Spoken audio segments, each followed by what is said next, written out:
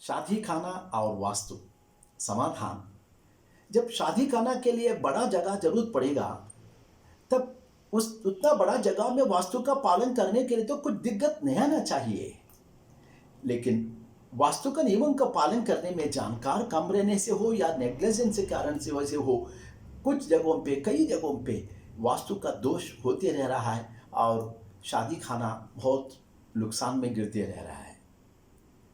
अब डिटेल में जाने में, शादी खाना के लिए तो जगह ज़्यादा लेने में वो जगह का शेप स्क्वायर या रेक्टेंगुलर शेप में रहना चाहिए वास्तुशास्त्र के अनुसार।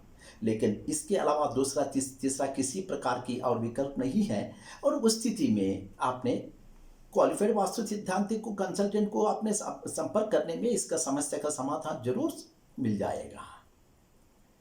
अब दूसरी बात, शादी खाना में जब हमने फंक्शन हॉल बनाने में, चबूतरा बनाने में और ये यहाँ पे ब्राइड ग्रूम और ब्राइड दोनों को वहाँ पे बिठा के बैठ के पूजा करने के लिए पश्चिम के तरफ हमने चबूतरा बनाना पड़ेगा। और जब तब लोग पूरब के तरफ फेस करके बैठेगा, ये तो निश्चित है, इसका विकल्प भी नहीं है।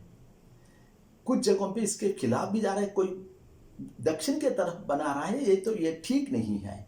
सिर्फ पश्चिम में बनाना पड़ेगा और पूरब के तरफ फेसिंग करना पड़ेगा ब्राइड ग्रूम और ब्राइड दोनों भी। और ये प्लेटफॉर्म्स बनाने में, और दूसरा जरूरत पड़ेगा म्यूजिक के लिए या नाच डांसेस के लिए, आर्ट्स के लिए कुछ अलग प्लेटफॉर्म बनाना है तो वो आग्नेय कोण में बना सकते हैं।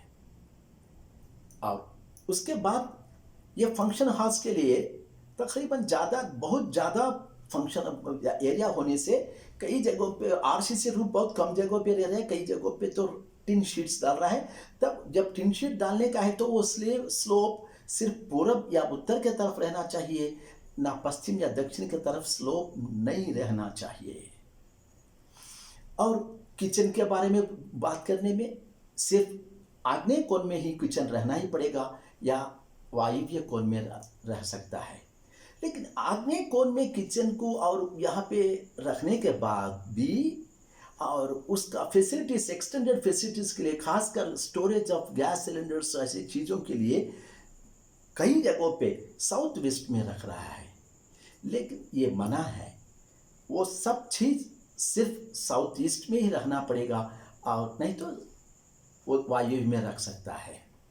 और उसके बाद डाइनिंग हॉल के लिए एक अलग बनाना पड़ेगा, किचन के लिए अलग हॉल बनाना पड़ेगा।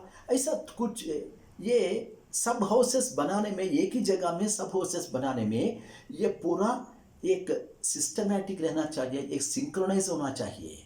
इसमें कहीं भी थोड़ा भी अगर आगे पीछे हो गया है तो ये फंक्शन हॉल बहुत प्रॉब्लम्स में गिर सकता है। वास्तु कंसल्टेंट के लिए सबसे बड़ा मेजर चैलेंज यही होता है।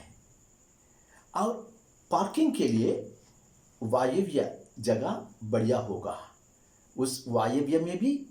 और गाड़ियां रखने में पूरब पश्चिम की तरफ रखना अच्छा होगा, उत्तर दक्षिण को अवॉइड करना अच्छा होगा।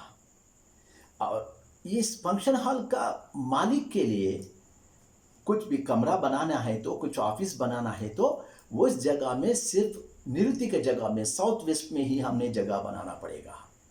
और मोस्ट कॉमन प्रॉब्लम हमको हमारे समझ में आ रहा है तो कन्वीनियंस के लिए रोड का रेफरेंस लेके फंक्शन हॉल के अंदर सिर्फ कन्वीनियंस के लिए गलत जगह पे एंट्रेंस लगाते रह रहा है। कई जगहों पे साउथ वेस्ट में लगा रहा है, कई जगहों पे और उत्तर के वायव्य में एंट्रेंस लगा दे रहा है। ये पूरा गलत है। कन्वीनियंस को आपने गोली मारिए, आपने वास्तुशास्त्र के अनुसार और फंक्शन हॉल का एंट्रेंस के बारे में आपने तय कीजिए। और आखिर में पानी के बारे में, ग्राउंड वाटर को टैप करने में अगर किसी कारण से ईशान्य की जगह में अगर पानी लभ्य नहीं हो रहा है तो भी आपने उसका विकल्प नहीं है। और ईशान्य की जगह में भी अगर ट्यूबवेल अगर लगाना चाह रहा तो भी आपने बहुत सारे नियमों को, वास्तु माइक्रो कॉन्सेप्ट्स को हमने हिसाब में लेना ही पड़ेगा। ये सारे नियमों को पालन कीजिए और किसी प्रकार की आपको कुछ शक है, दोष है, आपने आपका चॉइस का क्वालिफाइड वास्तु सिद्धांत को आपने संपर्क कीजिए।